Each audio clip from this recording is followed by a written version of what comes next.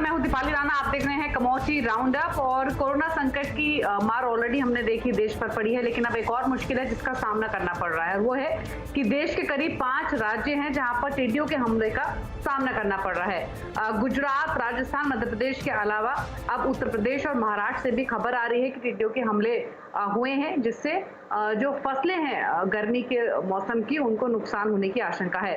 राजस्थान में ही इनफैक्ट शुरुआती आंकड़े आए हैं, उसके मुताबिक राजस्थान में 5 लाख हेक्टेयर की फसल को नुकसान हो सकता है। मध्य प्रदेश के करीब 16 जिलों में इसी तरह के प्रकोप की खबरें हैं। और अभी तक टिड्डियों के हमले से कितना नुकसान हुआ है या फिर खरीफ में जो फसलें बोई जाती हैं उन पर कितना इम्पैक्ट इसका पड़ सकता है, यही समझने की कोशिश करते हैं। हमारे साथ सीएनबीसी टीवी कमोडेटर मनीषा गुप्ता हैं, एससीए के प्रेसिडेंट अतुल चतुर्वेदी कुछ ही देर में हमारे साथ मौजूद रहेंगे, जीजीएन रिसर्च की नीरव देसाई, एंजल कमोडिटी से अंश गुप्ता और साथ ही किशोर नाने भी हमारे साथ बने हुए हैं। तो देखना यही होगा कि जो ये खबरें आ रही हैं इम्पैक्ट की, ये कितनी सीवियर हो सकती हैं, इसके मायने क्या हो सकते हैं और क्या असर इसका बुआई पर पड़ सकता है। लेकिन हाँ, जो शुरुआती आंकड़े आए हैं उसके हिसाब से तो पिक्चर जो है वो थोड़ी सी सीवियर ही लग रही है। अतुल चतुर्वेदी एससी के प्रेसिडेंट हमारे साथ अब मौजूद हैं। Mister Chaturvedi, good morning. अभी जो इनिशियल खबरें आ रही हैं टिड्डियों के हमले की, उसको देखते हुए तो लग रहा है कि स्थिति थोड़ी सी चिंताजनक है। राजस्थान में 5 लाख हेक्टेयर की फसल को नुकसान होने की आशंका है।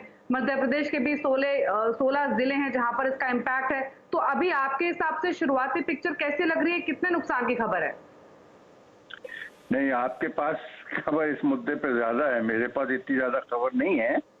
बट डेफिनेटली ये जो टिड्डी दल आया है इसने नुकसान तो किया है। एग्रीकल्चर डिपार्टमेंट वाले ज्यादा बेहतर बता सकेंगे इसके बारे में। अभी it is early days to assess. जी, मनीषा जी भी हमारे साथ मौजूद है। मनीषा जी, अब तक का जो इनफैक्ट जैसे कि अभी चतुर्वेदी जी ने भी कहा कि अभी एक्चुअल फिगर्स या फिर एक्चुअल पिक्चर क्या है वो उनको मालूम नहीं है, बट जो डिटेल्स हमें मिल रही हैं उसके मुताबिक कितनी सीवियर ये सिचुएशन हो सकती है, क्या क्या डिटेल्स हैं? जी हाँ दीपाली, जो भी इंफॉर्मेशन फिलहाल हम यहाँ पर एग्री इकोनॉमिस्ट, एग्री साइंटिस्ट से कलेक्ट करने की कोशिश कर रहे हैं, उनका यही कहना है कि एक तो लोकस्ट अटैक यहाँ पर जल्दी आया है। ये यूजुअली जुलाई से अक्टूबर के बीच में आता है और ये बहुत ज्यादा सिवियर है इस वक्त। जैसे आपने भी अभी कहा कि 26 सालों में सबसे बड़ा लोकस्ट अटैक ये यहाँ पर है। और जितना आप यहाँ पर डैमेज ड्राउट से होता हुआ देखते हैं उससे कहीं ज्यादा एक लोकस्ट अटैक यहाँ पर आपको दे सकता है। और कंसर्न्स यहाँ पर ये है कि अभी हमने इसको 5 स्टेट्स में होता हुआ देखा है, लेकिन आगे जाके अलर्ट्स ये हैं कि महाराष्ट्र, नॉर्थ में दिल्ली में, यूपी में भी यहाँ पर काफी एक्सटेंसिव डैमेज इस वजह से हो सकता है। चतुर्वेदी जी, मैं आपसे ये जानना चाहती हूँ कि ऑफ कोर्स अर्ली असेसमेंट्स अभी यहाँ पर नहीं हुए हैं, लेकिन बाजार इस चीज की तैयारी जरूर कर रहा है कि बहुत एक्सटेंसिव इकोनॉमिक, एग्रीकल्चर डैमेजेस यहाँ पर देखने को मिल सकते हैं। यूएन की जो रिपोर्ट आई है उन्होंने कहा है कि इसकी सिवियरिटी काफी हाई है और शायद इंडिया का एग्रीकल्चर सेक्टर 2020 में काफी हद तक अंडर परफॉर्म कर सकता है इसकी वजह से। तो किस तरह की तैयारियां इस वक्त हम as associations, as agriculture sector की तरफ से होता हुआ देख रहे हैं? मनीषा जी, मेरा ये मानना है कि अभी देखिए जो रबी की फसल है ना, ये तो पूरी प्रैक्टिकली कट चुकी है। क्या वो गेहूं हो, क्या वो मस्टर्ड हो, तो मैं नहीं मानता कि आज की तारीख में जो खड़ी हुई क्रॉप है उसमें कोई बहुत ज्यादा नुकसान हुआ है, क्योंकि वो ऑलरेडी कट चुकी थी। तो इस समय तो मेरे को नहीं लगता कि कोई बहुत बड़ा मेजर इसमें नुकसान आएगा। पर अगर ये लोकस्ट अटैक एक बार प्लांटेशन हो जाए और थोड़े पेड़ ऊपर आ जाएं, उसके बाद ये हो, देन उसका डैमेज जरूर होगा। पर जहां तक हॉर्टिकल्चर क्रॉप का सवाल है या फ्रूट्स एंड उस पे वेजिटेबल्स का सवाल है, उसमें जरूर इसका डेफिनेटली इफेक्ट आ सकता है। पर जो हम लोग जिन कमोडिटीज को ट्रैक करते हैं उसमें मैं नहीं समझता कोई खास मेजर इम्पैक्ट आने वाला, क्योंकि वो ऑलरेडी हार्वेस्ट हो चुकी है। चतुर्वेदी जी, आपने सही कहा, क्योंकि रबी की फसल हार्वेस्ट हो चुकी है, खरीफ की बुआई अभी होनी बाकी है, तो इन दैट सेंस हम लोग काफी सेफ हैं। लेकिन जो इनिशियल स्टेटमेंट्स आ रही हैं कि 5 लाख हेक्टेयर राजस्थान में प्रॉब्लम्स हैं, 17 डिस्ट्रिक्ट्स यूपी में, 21 डिस्ट्रिक्ट्स गुजरात में, जिस तरह का यहाँ पर हमने एक इकोनॉमिक इम्पैक्ट भी आता हुआ देखा है, वहां से आपको क्या कंसर्न्स नजर आती हैं? एंड द होल थिंग कि आगे इसकी सिवियरिटी और बढ़ सकती है। तो आप अभी कहेंगे कि एज ऑफ नाउ चिंता की बात नहीं नहीं है, प्राइस में सेंटिमेंटल इम्पैक्ट है और एक्चुअल इम्पैक्ट ऑन ग्राउंड फिलहाल अभी नहीं है? बड़ी कमोडिटीज हैं जो हार्वेस्ट हो चुकी हैं, उसमें तो मैं नहीं समझता इसका कोई बहुत ज्यादा इम्पैक्ट आने वाला है।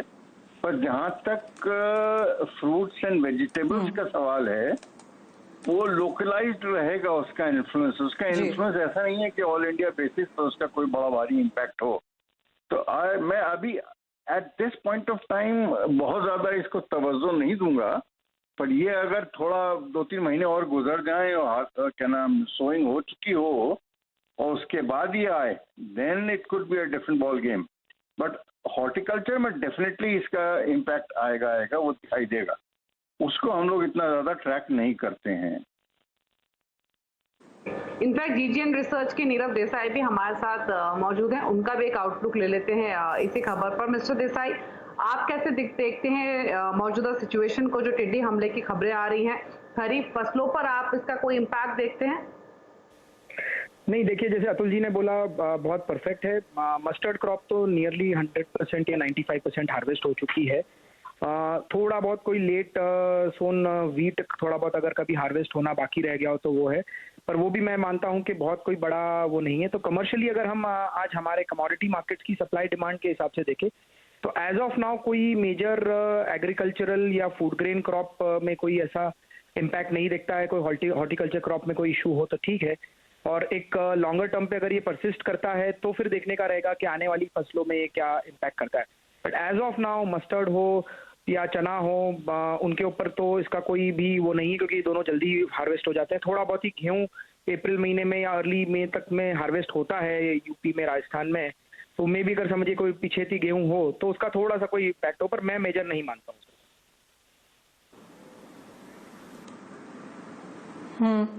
तो नीरव, आप कैसे देखते हैं फिर खाने के तेलों के प्राइसेस को आगे जाता हुआ? आप कहेंगे कि कोई भी इम्पैक्ट फिलहाल एग्रीकल्चर कमोडिटीज पे एज ऑफ नाउ सेंटिमेंटली ही सही, लोकस का हमने बिल्कुल आता हुआ नहीं देखा?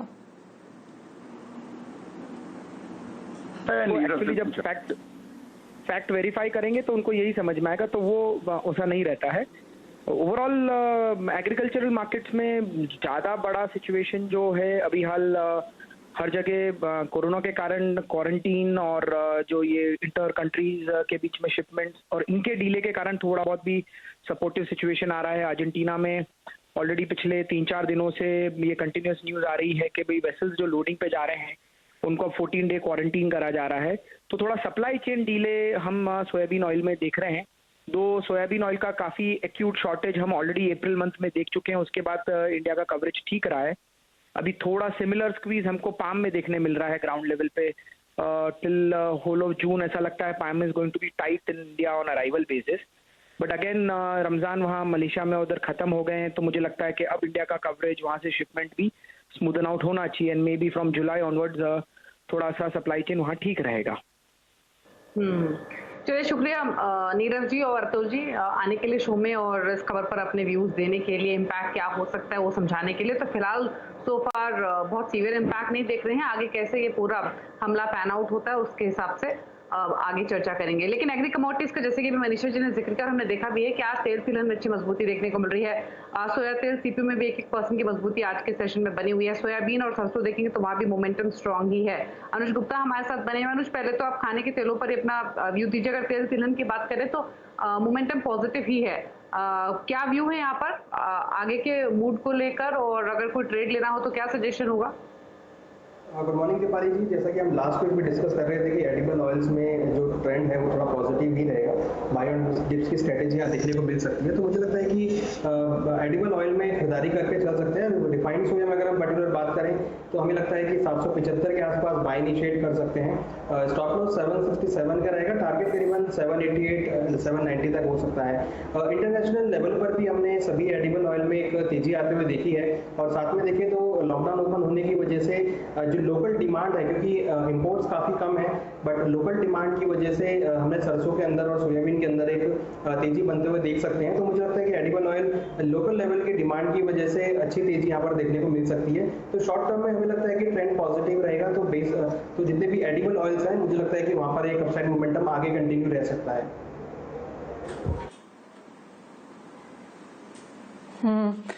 यानी कि थोड़ा बहुत मोमेंटम में यहाँ पर इम्प्रूवमेंट है जो आगे देखने को मिल सकता है। अनुज, आपसे कॉटन पर भी राय लेना चाहेंगे, क्योंकि जो वीकेंड पर कॉटन एसोसिएशन ऑफ इंडिया की जो रिपोर्ट आई है उसके हिसाब से उनका मानना है कि प्रोडक्शन या आउटपुट जो है आगे जाके यहाँ पर कम रह सकता है।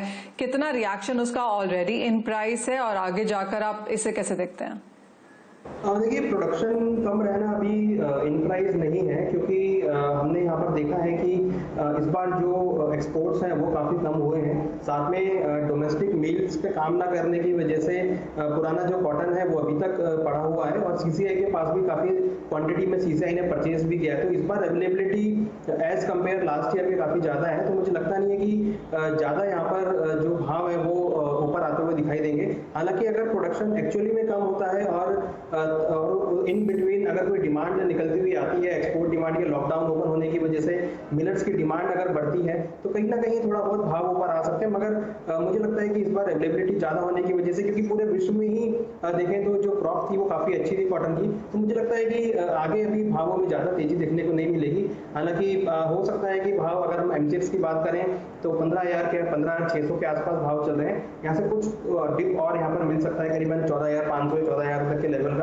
हालांकि हमने इंटरनेशनल मार्केट में 2009 तक के लेवल आते हुए देखे हैं लोअर लेवल्स पे, तो मुझे लगता है कि वहाँ पर मार्केट दोबारा एक बार टेस्ट कर सकता है। हालांकि जब नई क्रॉप आएगी उसकी कंडीशन कैसी होती है उस पर भाव डिपेंड करेंगे, मगर जो करंट सिचुएशन है यहाँ पर हमें लगता है कि फिलहाल अभी भाव थोड़े दबाव में ही रह सकते हैं। जी, चलिए, तो ये स्ट्रैटेजी आपको अनुज की ओर से बताई गई है।